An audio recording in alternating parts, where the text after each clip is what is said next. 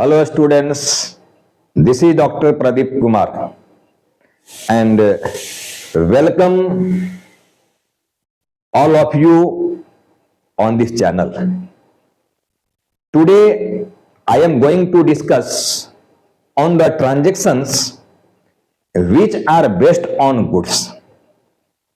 देखो आज मैं वैसे ट्रांजैक्शंस पर बात करने जा रहा हूं जो गुड्स पर आधारित है।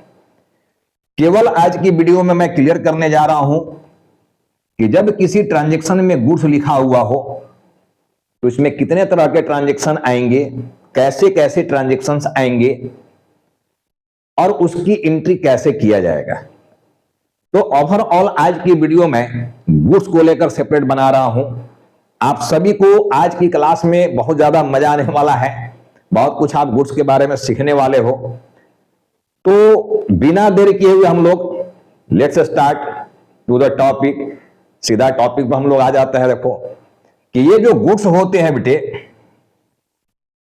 देखो गुड्स बोलकर अपने अकाउंटिंग बुक्स में कोई भी एंट्री नहीं होता है। गुड्स बोलकर कोई एंट्री नहीं किया जाता है। जहां ट्रांजैक्शंस में गुड्स लिखा हुआ हो, देखो गुड्स या तो हम लोग परचेज करते हैं या गुड्स को हम लोग सेल करते हैं। हालांकि देखो आगे मैं डिस्कस करूंगा कि how many types of goods are there in accountancy. Accountancy में कितने तरह के गुड्स होते हैं, क्योंकि अकॉर्डिंग टू टाइप्स ही उसकी एंट्री किया जाता है। तो अभी एक समझ लो कि ट्रेडिंग नेचर का गुड्स है, मकसद मेरा ट्रेड करना है। दैट इज जो गुड्स मैं परचेज किया हूं उसका मकसद है सेल करना। कोई भी दुकान मेरा है, जैसे मान लो ये मार्कर बेचने का मेरा दुकान है, तो जब मैं मार्कर खरीद के लाऊंगा बेचने के लिए कस्टमर से, तो इसको मार्कर नहीं बोला जाएगा। मार्कर बोलकर एंट्री नहीं करना है, गुड्स बोलकर देखो आएगा जो भी यहां ट्रांजैक्शन आएगा। इसके लिए गुड्स वर्ड आया हुआ है कि गुड्स हमने परचेज किया। अब गुड्स में उस गुड्स का नाम क्या है, तो मार्कर ये होगा। बट जब ट्रांजैक्शन लिखा रहेगा तो वहां लिखा रहेगा कि हमने गुड्स परचेज किया, चाहे जितना पेटी जितना कार्टून आपने परचेज किया। और जब आप इसको बेचोगे तो वहां भी गुड्स वर्ड ही आएगा कि हमने कितने का गुड्स बेच दिया। स्पेशल इसका नाम नहीं आ रहा। देखो तो जब आपका दुकान मार्कर बेचने का है, यानी प्रोडक्ट जो आप देख रहे हो यहां पर मार्कर, ये आपका ट्रेड नेचर का प्रोडक्ट है, ट्रेडिंग नेचर का प्रोडक्ट है। यानी आपका मकसद ही है ट्रेड करना। आप जो इसको खरीदे हो ये बेचने के पर्पज से खरीदे हो।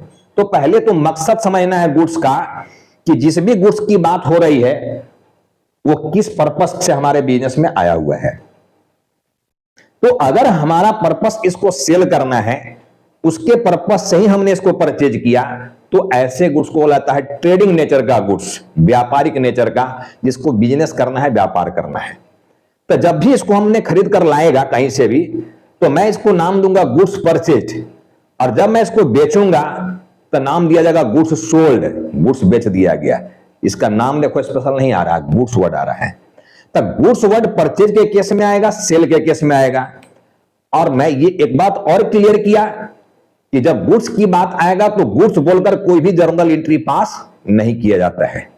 तो फिर गुड्स के लिए हम लोग वर्ड क्या यूज करेंगे, यही जानना है। देखो अगर गुड्स हम लोग परचेज किए हुए हैं तो देखो एंट्री में हम लोग को परचेज वर्ड लाना है। परचेज वर्ड ध्यान से समझना। अगर गुड्स खरीदे हो तो परचेज बोलकर एंट्री होना है, ठीक है ना। और अगर गुड्स सेल किए हो तो सेल बोलकर एंट्री होना है। देखना अगर गुड्स सेल किए हो तो सेल बोलकर एंट्री होना है। अब यही गुड्स अगर मान लो कहीं से गुड्स ये मार्कर में परचेज करके लाया जिसका नाम गुड्स बोल रहे हो, अगर इसमें कुछ प्रोडक्ट जो हमारा कुछ पीस जो है ये मार्कर का वो डिफेक्टेड है, कुछ खराबी है इसमें, कुछ टूटा फूटा हुआ है, तो हम लोग इसको वापस कर देंगे जहां से खरीदे थे।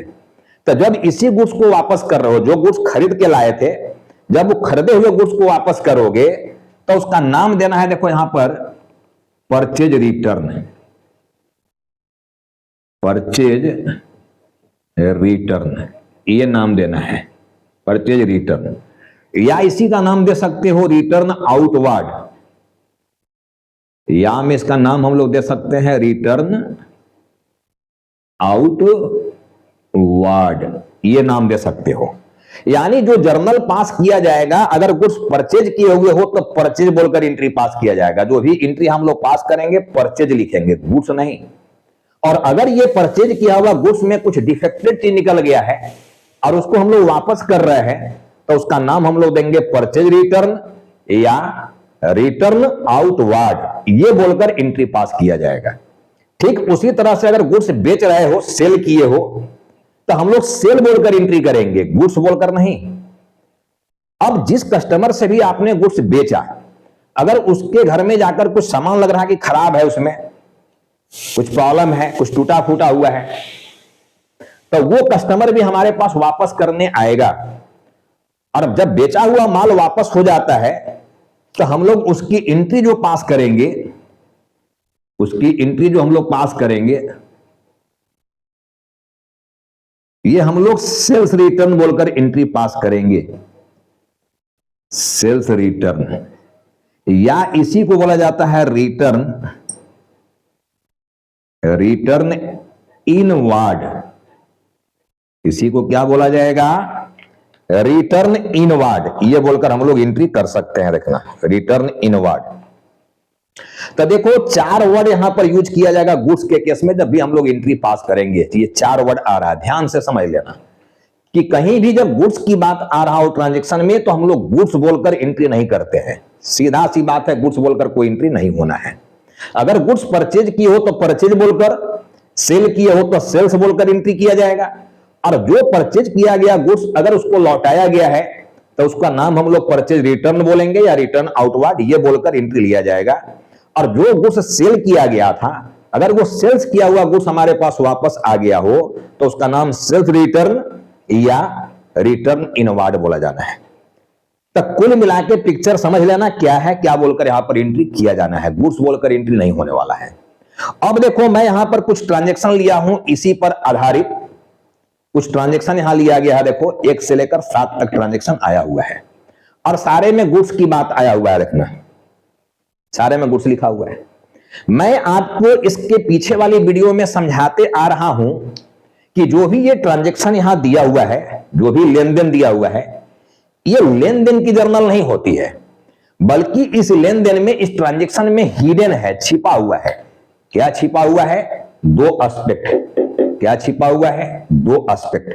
हर ट्रांजैक्शन में, हर लेन देन में 2 एस्पेक्ट छिपे रहते हैं, 2 पहलू छिपे रहते हैं।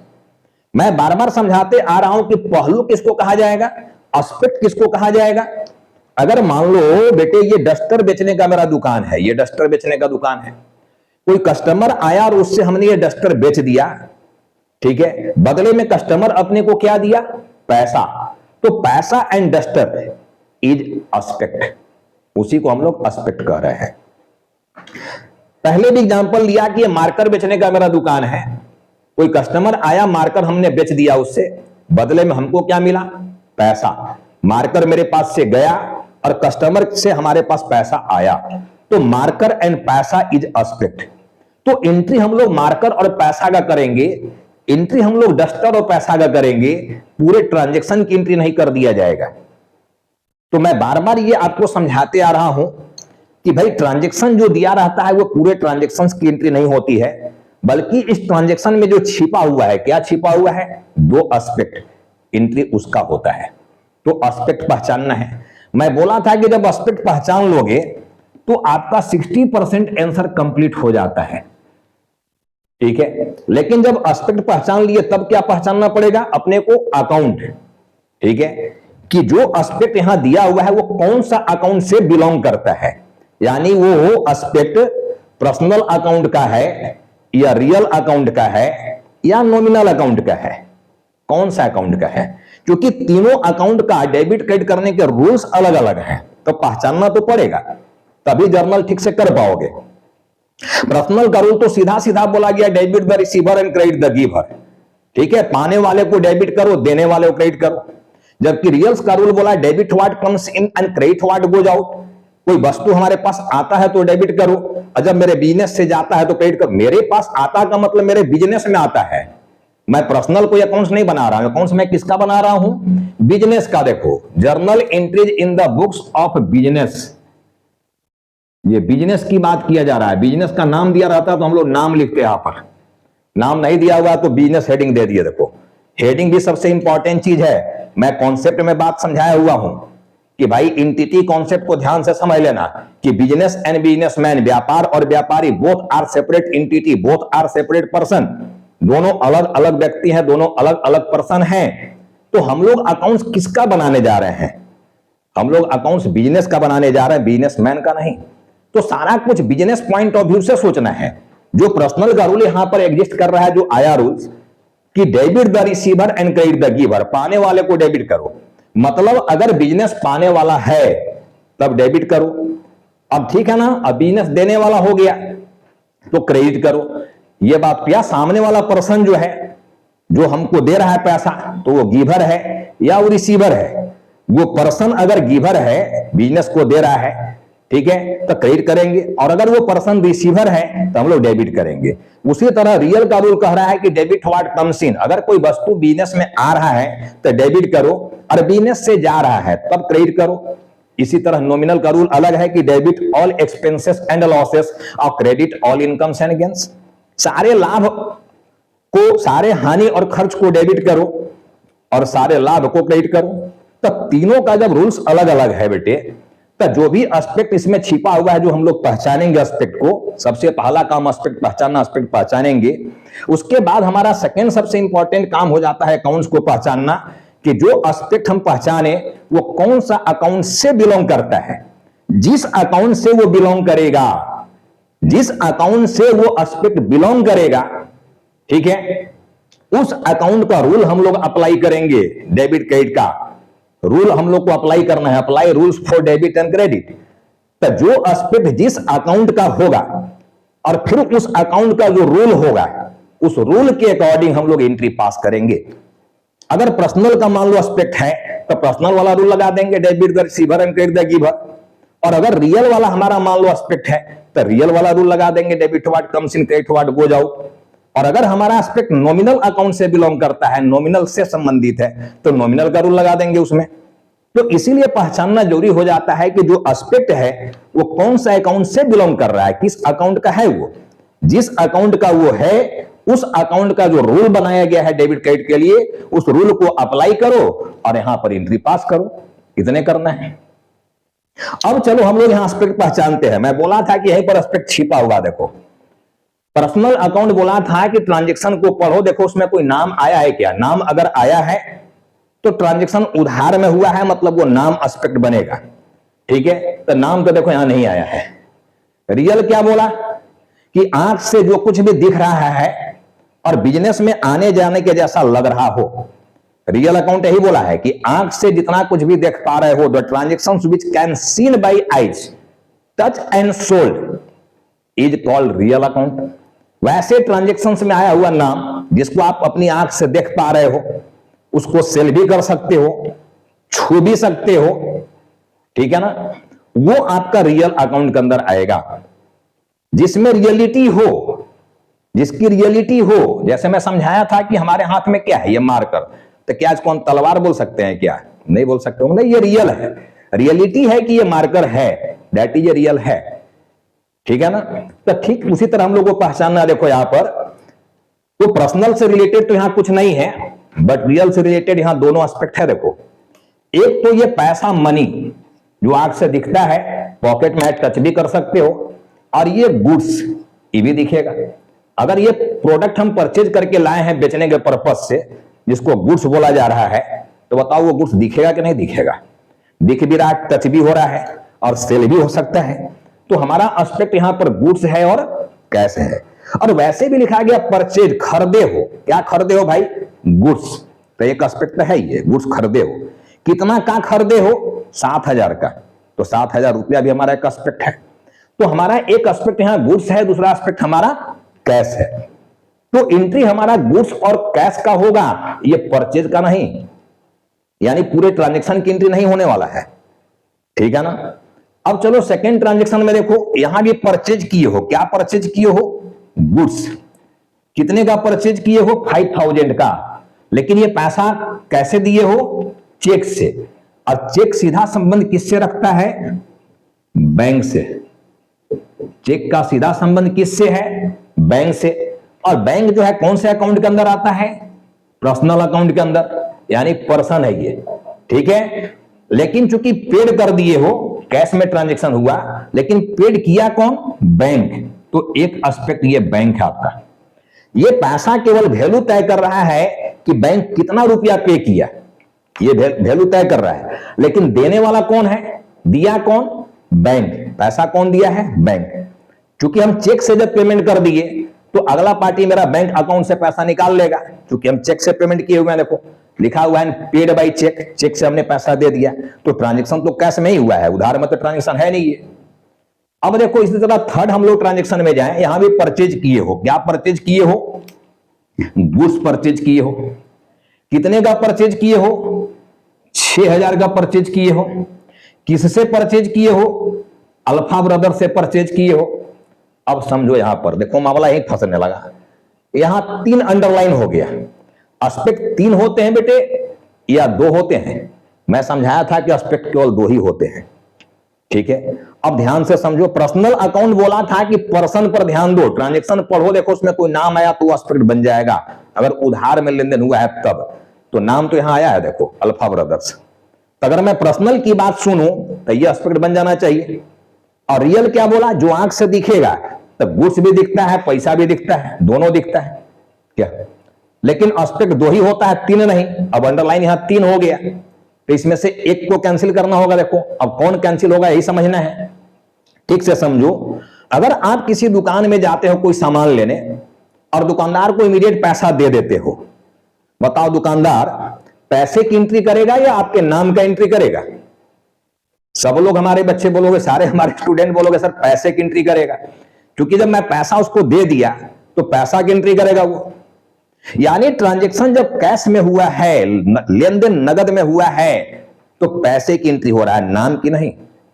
लेकिन मान लो उस दुकानदार से तुम्हारा जान पहचान था, ठीक है, और आपने जितना का सामान लिया उस दुकानदार को बोला कि भाई कुछ समय के बाद पैसा भिजवा देंगे, 10 दिन 15 दिन के बाद पैसा भिजवा देंगे। अब बताओ वो दुकानदार तुम्हारे नाम का एंट्री करेगा या पैसा की एंट्री करेगा? सारे स्टूडेंट कहोगे सर नाम का एंट्री करेगा। भाई बुक्स में नाम तो लिखना पड़ेगा ना, तब ना बाद में पता चलेगा कि हाँ इस व्यक्ति से पैसा हमको लेना है, इससे माल उधार बेचे हम, ठीक है। यानी ट्रांजैक्शन जब हमारा उधार में होगा, लेन देन जब उधार में हो गया तो नाम एस्पेक्ट बनेगा।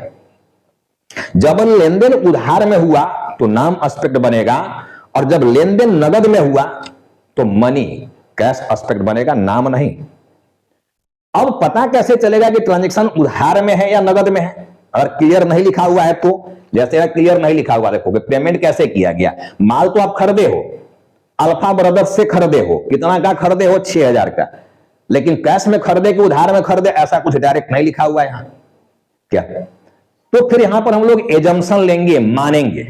जैसे मैथमेटिक्स में मानकर कुछ बनाया जाता है प्रॉब्लम को, उसी तरह हम लोग यहां मानेंगे। हालांकि ये मानने वाली बात आगे की वीडियो में, मैं जब अगला वीडियो में बनाऊंगा तो वहां मैं पूरा तरह से समझाऊंगा मानने वाली बात क्या है, उसकी कहानी क्या है एजम्पशन का। देखो basically account is based on assumptions also. Accounts जो है वो एजम्पशन पर भी आधारित है, बट एजम्पशंस लेना तो है, assumptions low, but assumptions must be logical and suitable. Assumption जो होना चाहिए वो लॉजिकल होना चाहिए और सुटेबल होना चाहिए। तो आगे मैं समझाऊंगा क्लियर आपको कि एजम्पशंस की पूरी कहानी क्या है। बट यहां एजम्पशन बेस्ड अकाउंटेंसी में देखो, जब कोई इंफॉर्मेशन हमारा मिसिंग रहता है, साइलेंट रहता है, तो वहां एजम्पशन लेना है, मान लेना है। अब देखो मानने की बात यहां पर जब आया तो मानने की बात क्या आया? मानने की बात यही आया कि जिस ट्रांजैक्शन में नाम लिखा हुआ हो और कैश पेमेंट नहीं लिखा गया है कि एंड पेड कैश, यहां लिख देते अगर यहां पर कि एंड पेड इन कैश, ऐसे लिख देते तब तो ये कैश ट्रांजैक्शन हो जाता है। लेकिन यहां पेड कैश नहीं लिखा हुआ है और नाम यहां दिया हुआ है, तो हम लोग ये मान लेंगे कि लेन देन उधार में हुआ है। अभी मैं एग्जांपल आपको दिया कि जब आप सामान खरीदने गए हो कहीं भी और उस दुकानदार से आपका जान पहचान है, सामान खरीद के घर आ गया, बोल दिया उनको बाद में पैसा देंगे, तो वो आपके नाम का एंट्री कर रहा था या पैसे की एंट्री कर रहा था? नाम की एंट्री कर रहा था, पैसे का नहीं। यानी लेन देन जब उधार में हुआ तो नाम का एंट्री बनना है, नाम एस्पेक्ट बनेगा। तो यहां भी देखो ये लेन देन उधार में माना जाएगा, क्योंकि यहां नाम दिया हुआ है और कैश पेड यहां नहीं लिखा हुआ है कि पेमेंट कर दिया गया, तो देखो नाम एस्पेक्ट बनेगा, ये पैसा नहीं, ये एस्पेक्ट नहीं बनेगा। यानी यहां से देखो इसको हम लोग हटा दिए कैश से, क्योंकि ये कैश ट्रांजेक्शन नहीं है। जब ट्रांजेक्शन कैश में होता है तो कैश एस्पेक्ट बनेगा, लेकिन जब ट्रांजेक्शन उधार में हुआ है तो नाम एस्पेक्ट बनेगा। तो ये नाम एस्पेक्ट बन गया, देखो अल्फा ब्रदर्स, ये एस्पेक्ट बना। ठीक है, अब देखो नेक्स्ट यहां पर हम आ गए गुड्स रिटर्न। तो गुड्स रिटर्न किए हो तो एक एस्पेक्ट तो यही है, किसको रिटर्न किए हो, अल्फा ब्रदर्स को।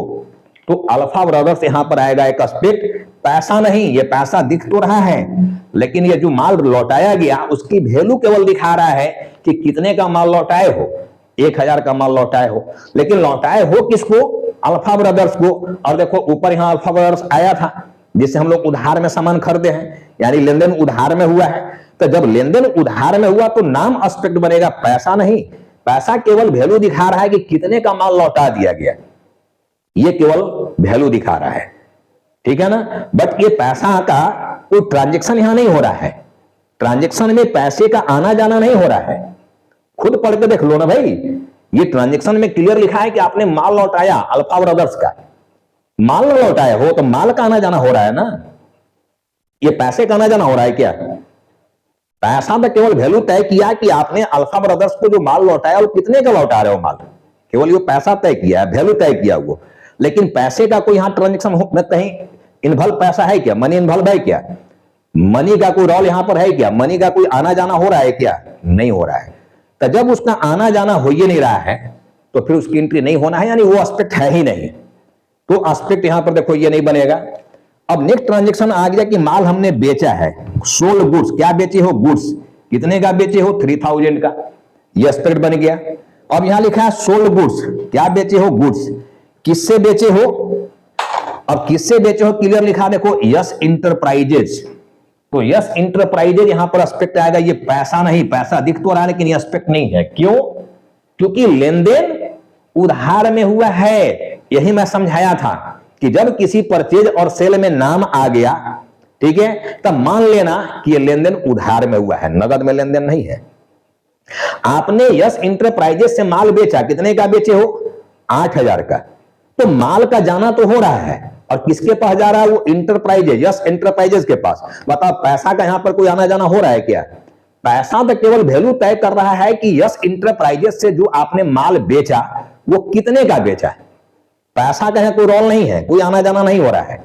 और जब तक आना जाना नहीं होगा तब तक उसकी एंट्री नहीं किया जाएगा, यानी वो ट्रांजैक्शन नहीं है, वो एस्पेक्ट ही नहीं है, उसकी एंट्री नहीं होने वाला है। तो पैसे का आना जाना यहां पर नहीं हो रहा है।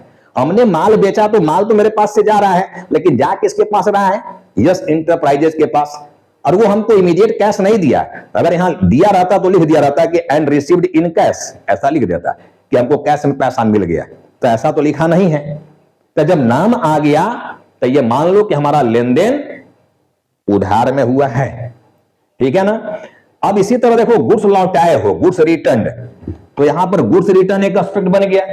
किसको लौटाए हो, यस इंटरप्राइजेज को, तो यस इंटरप्राइजेज एस्पेक्ट बनेगा, पैसा नहीं। पैसा यहां भी केवल वैल्यू तय किया कि जो माल आपने लौटाया वो कितने का माल लौटाए हो, 2000 का। माल जो आपने लौटाया कितने का लौटाया, 2000 का, बट ये पैसा का आना जाना नहीं हो रहा है। लौटाए तो आप माल ना हो जी, तो माल तो जा रहा है, किसके पास जा रहा है, यस इंटरप्राइजेज के पास। तो यस इंटरप्राइजेज एक एस्पेक्ट बनेगा, और आपका गुड्स रिटर्न जो है ये एक एस्पेक्ट बनेगा। पैसा एस्पेक्ट नहीं है, क्योंकि पैसा ट्रांजैक्शन में शामिल ही नहीं है, उसका आना जाना ही नहीं हो रहा है, तो उसकी एंट्री भी नहीं होना है, क्योंकि वो एस्पेक्ट ही नहीं है। तो अब देखो हमने मैक्सिमम पोर्शन जो है आंसर का वो कंप्लीट कर दिया, क्योंकि मैं लिखा हूं कि अगर आप एस्पेक्ट पहचान लेते हो तो 60% आपका आंसर आ गया, 60% कंप्लीट, और कहीं गलत होने की संभावना नहीं है। अब हम लोग क्या करेंगे, सेकंड में देखो अकाउंट पहचानना है, पर्सनल है, क्रियल है कि नॉमिनल है, एकदम आसान है रे भाई। मैं बोला हूं कि जब कोई पर्सन है, पर्सन तो राम रहीम करीम और बिजनेस का नाम तो जानिए जाओगे ना जी, तो पर्सनल तो पहचानिए लेगा। और जो चीज आंख से देख रहे हो और उसमें मूवमेंट हो रहा हो, आना जाना हो रहा हो, मूवमेंट, तो वो रियल है। और जो आंख से दिखिए नहीं रहा हो वो नॉमिनल है, क्योंकि नॉमिनल में फील किया जाता है, महसूस किया जाता है, दिखता नहीं है वो। अब देखो फटाफट हम लोग पहचान लेते हैं। गुड्स आंख से दिखता है रियल, पैसा भी दिखता है रियल, अब देखो यहां गुड्स, यहां भी गुड्स है रियल, यहां चेक से पेमेंट की और यहां पी बैंक आया है, तो यहां लिखा हुआ देखो पी है, बैंक जो होता है पर्सनल है। मैं बोला था कि there are 3 types of persons, natural, artificials and representative. तो bank is also a person in the language of business. और कैसा पर्सन है वो? आर्टिफिशियल, बनावटी व्यक्ति। पर्सनल वाले रूल में जाकर देख लेना, पर्सनल अकाउंट का सेपरेट वीडियो बना कर दिए हुए हैं, उस वीडियो को जाकर देख लेना जो लोग नहीं देखे हो। वहां क्लियर लिखा हुआ है कि 3 तरह के पर्सन होते हैं, ठीक है, और उसका पहचान भी लिखा हुआ है वहां, ठीक है ना। तो बैंक पर्सनल अकाउंट है, देखना। इसके बाद फिर यहां से गुड्स आ गया, देखो फिर से ये रियल है, लेकिन यहां अल्फा ब्रदर्स नाम आ गया, मतलब ये पी है, पर्सनल अकाउंट है। अब देखो यहां गुड्स रिटर्न आ गया, ये भी तुम्हारा देखो आर है, ठीक है ना। अब यहां पर क्या आ गया? अल्फा ब्रदर्स आ गया, यहां पर ये पी है, ठीक है ना। फिर यहां पर गुड्स आ गया, देखो आर है, और पैसा आ गया आर है। फिर यहां गुड्स आ गया, देखो ये भी आर है, और यस इंटरप्राइजेज आ गया, तो ये पी है, पर्सनल अकाउंट है, नाम आया है, पर्सनल हो जाएगा। फिर यहां गुड्स रिटर्न आ गया, तो फिर से देखो ये आर है, और यहां एस इंटरप्राइजेज आ गया, मतलब ये पी है। तो ऐसे पहचानना है फटाफट। पहचानने में मेरे किसी भी स्टूडेंट को जो मुझे फॉलो करते हो परेशानी नहीं होना चाहिए। देखो 80% मेरा आंसर कंप्लीट हो गया, देखना 60% और 20% देखो यहां पर है, ये कंप्लीट हो गया, और 20% यहां रूल अप्लाई करने वाला बचा हुआ। देखो अब हम लोग को फटाफट यहां केवल लिखना है, बाकी मेरा काम हो चुका है। देखो अब यहां जो लिखने वाली बात है, अब तो लिखने सीख भी गए हो सारे लोग, क्योंकि इसके पहले की वीडियो में मैं आप लोगों को बता चुका हूं कैसे फॉर्मेट बनाया जाता है, कैसे लिखा जाता है एंट्री को। फिर भी चलो कुछ इसमें मैं लिख दे रहा हूं।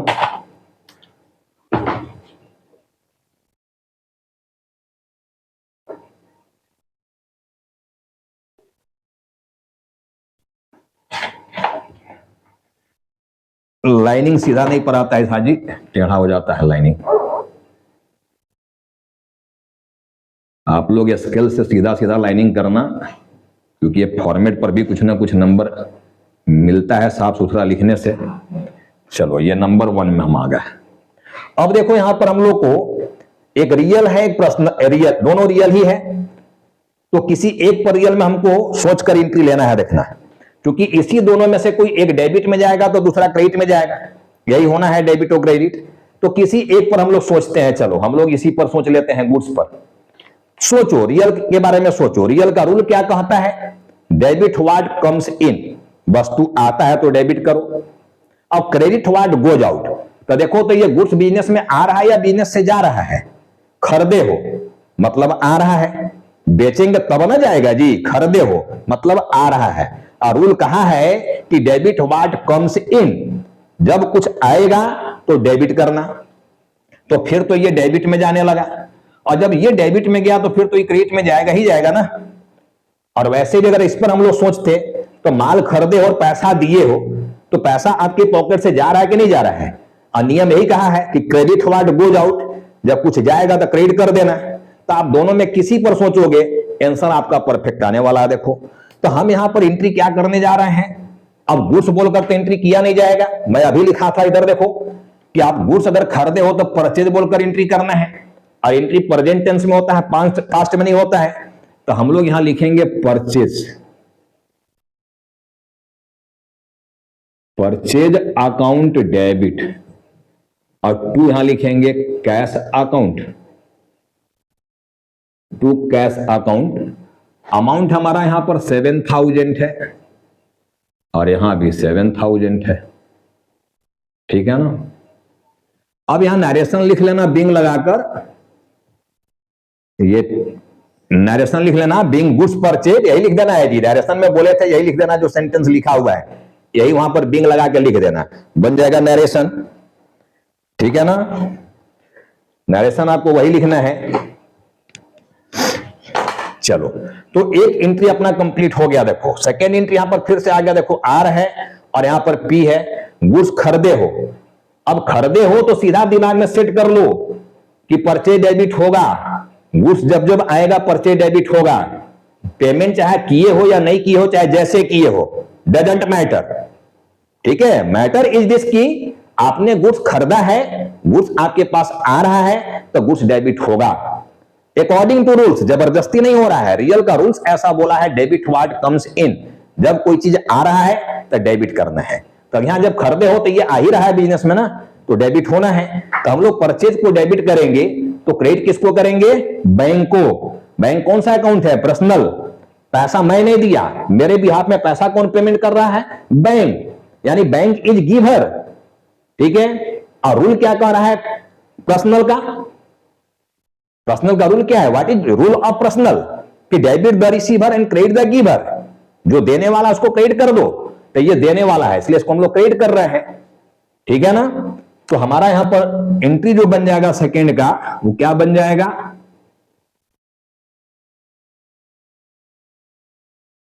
Purchase account debit to bank account. अब यहां पर बिंग लगाकर नरेशन लिख लेना, मैं नरेशन लिख नहीं रहा हूं, देखना नरेशन यही लिख देना है, सेम जो चीज आया हुआ है ट्रांजेक्शन में, ये पूरा लिख देना कि बिंग परचेज गुड्स, ऐसे लिख देना 5000।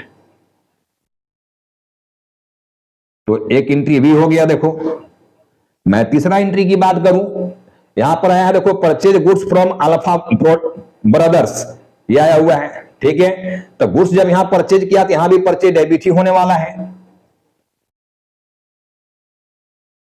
परचेज अकाउंट डेबिट, और टू यहां पर होने वाला है देखो alpha brothers, alpha brothers account. और नरेशन यहां लगा दिए बिंग करके। नरेशन लिख लेना बच्चे, नरेशन मैं लिख नहीं रहा हूं, बिंग, ठीक है ना। Purchase goods from alpha brothers, यही लिख देना है, देखो केवल बिंग लगा के सेम चीज लिख देना। तो ये आपका 6000 चला गया, देखो यहां पर 6000 ये आ गया, ठीक है। अब ऑब्जर्व करो, देखो आगे बहुत सहायता मिलेगा, ऑब्जर्व करने सीखोगे तब भी। जहां जहां गुड्स परचेज की बात आया देखो सब में परचेज डेबिट में आया, लेकिन क्रेडिट अलग अलग हुआ। अगर हमने इमीडिएट कैश पेमेंट कर दिया तो कैश क्रेडिट हुआ, चेक से पेमेंट किया तो बैंक क्रेडिट हुआ, जब उधार में खरीदे हो तो नाम क्रेडिट हुआ, और जब नाम नहीं दिया रहता तब हम लोग क्या लिखते, ये आगे हम समझाएंगे। देखो तो आप ऑब्जर्व करो कि तीनों ट्रांजेक्शन में परचेज डेबिट में गया, यानी जब जब गुड्स खरीदोगे परचेज डेबिट हो जाएगा। क्रेडिट अलग अलग होगा, अगर आप नगद में खरीदे हो तो कैश क्रेडिट, चेक पेमेंट किए हो तो बैंक क्रेडिट, उधार में खरीदे हो तो नाम क्रेडिट। इतने दिमाग लगाना रखना। अब यहां पर बात मैं कर रहा हूं आगे, देखो मैं नंबर 4, ये ट्रांजेक्शन है। देखो अब यहां गुड्स लौटाए हो, ठीक है ना। यहां रियल आया है, यहां पर्सनल आया है। किसको लौटाए हो? अल्फा ब्रदर्स को। ऐसे भी देखो रिवर्स एंट्री जो आगे की क्लास में मैं समझाऊंगा, बहुत सारा वीडियो आने वाला है। रिवर्सल एंट्री क्या होता है? अगर जीएसटी की एंट्री सीखना है ठीक से, गुड्स एंड सर्विस टैक्स का, तो रिवर्सल वर्ड को सीखना होगा। तो रिवर्सल वर्ड में आगे सिखाऊंगा आपको। ऐसे भी जब जब माल लौटाओगे, ये परचेज देखो क्रेडिट में चला जाएगा, डेबिट में क्रेडिट में जाएगा। और उससे नहीं समझ पा रहे हो बात को, तो फिर अकॉर्डिंग टू रूल्स तो हम लोग को जाना ही जाना है कि अल्फा ब्रदर्स को आप माल लौटाए हो। अब अल्फा ब्रदर्स पर्सनल अकाउंट है, जब अल्फा ब्रदर्स को माल लौटा दिए तो अल्फा ब्रदर्स उस माल को रिसीव कर रहा है कि नहीं कर रहा है? उस माल को पाने वाला है कि नहीं है? अब पर्सनल का रूल तो यही बोला है ना जी, कि पाने वाले को डेबिट करना और देने वाले को क्रेडिट करना। तो जब अल्फा ब्रदर्स को हम लोग माल लौटा रहे हैं तो पाने वाला है, इसलिए उसको हम लोग डेबिट करेंगे। तो हमारा देखो यहां पर एंट्री बन जाएगा alpha brothers, alpha brothers account debit और टू। अब टू देखो ध्यान देना है, गुड्स रिटर्न नहीं लिखा जाएगा, परचेज से रिलेटेड है ये, तो नाम परचेज रिटर्न देना है या रिटर्न आउटवार्ड देना है, ये नाम देना है। गुड्स बोलकर एंट्री नहीं लेना है अपने को। तो हम लोग यहां पर लिखेंगे to purchase return, to purchase return account, ये लिखना है। अब माल 1000 का लौटाए हो तो 1000 हम लोग लिख दिए यहां पर, ठीक है ना, ये लिख दिए हम लोग यहां पर। देखो तो इस तरह से हमारा ट्रांजेक्शन यहां पर हो गया। बिंग लगाकर नरेशन लिख देना, ठीक है। अब नंबर 5 सेल्स की बात आ गया। देखो यहां रियल है, यहां पर भी रियल है, दोनों रियल है। किसी एक रियल पर सोचना है। माल बेचे हो तो माल आ रहा है कि जा रहा है? जा रहा है। अगर हम लोग इसी पर सोचे तो जा रहा है, और रियल्स का रूल क्या बोला है, डेबिट वर्ड कम्स इन, आएगा तो debit, and credit what goes out, माल जाता है तो क्रेडिट, यानी सेल्स तो क्रेडिट में जाने वाला है, गुड्स तो लिखेंगे भी नहीं, गुड्स बोलकर तो एंट्री नहीं होना है, गुड्स बेचे हो तो सेल बोलकर एंट्री होना है, प्रेजेंट टेंस में, प्रेजेंट इंडेफिनिट में एंट्री करना है हमको, पास्ट में नहीं, सोल्ड नहीं लिखा जाएगा, सेल्स लिखना है, ठीक है। तो माल चूंकि जा रहा है अपने पास से तो सेल्स तो क्रेडिट में गया, लेकिन हमको बदले में मिल क्या रहा है, पैसा, और पैसा भी रियल है, जब हम माल बेचे तो पैसा हमारे पास आ रहा है, और रियल का रूल्स बोला है कि जब कोई आता है वस्तु तो डेबिट करना है, तो हम लोग यहां पर कैश को डेबिट करेंगे, कैश अकाउंट डेबिट और टू सेल्स अकाउंट, ये एंट्री हम लोग कर देंगे, ठीक है, 3000 का।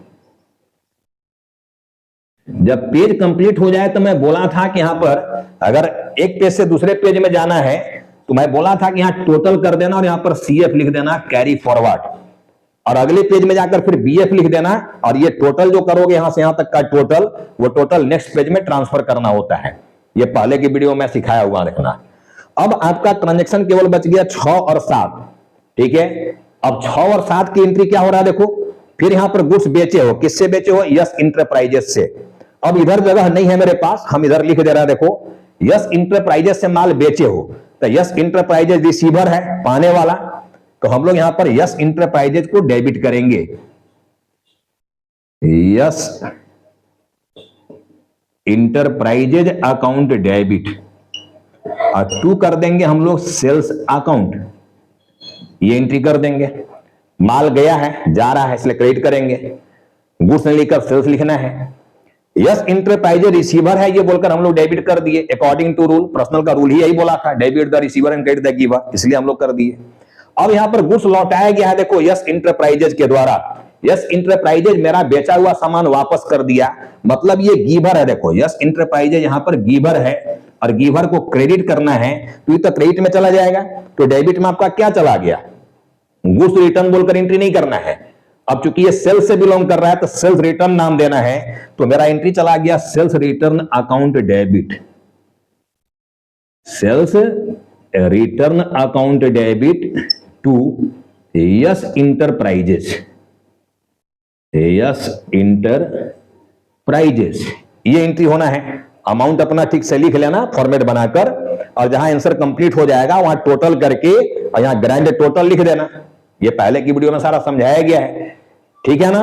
तो चलो आज की ट्रांजैक्शन में मैं गुड्स से रिलेटेड आपका सारा कंफ्यूजन दूर करने का प्रयास किया हूं, ठीक है। अगर आपको मेरे क्लास में थोड़ा भी परेशानी नजर आ रहा हो तो आप बिंदास कमेंट सेक्शन में जाके कमेंट करो, और अगर आपको वास्तव में वीडियो से कुछ सीखने के लिए मिल रहा हो तो एक लाइक तो बनता है, वीडियो का लाइक जरूर कीजिए, और जो भी बच्चे नए यहां पर जुड़ रहे हैं वो वीडियो को ज्यादा से ज्यादा सब्सक्राइब करो और अपने फ्रेंड्स के बीच में उसको शेयर भी करो, ठीक है। तो चलो हम लोग नए टॉपिक पर फिर अगले क्लास में जल्द मिलेंगे। आप सभी को बहुत बहुत thanks for watching this video.